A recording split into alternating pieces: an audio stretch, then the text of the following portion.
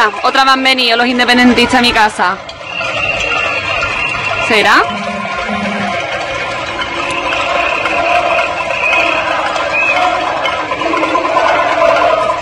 Ya.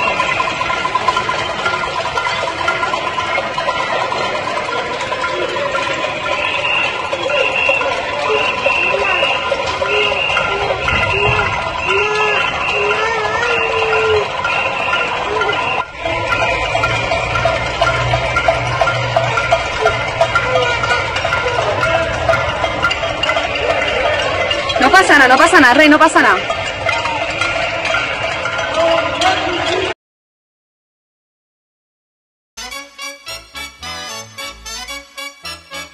¿Qué coño es esto de la UDEF?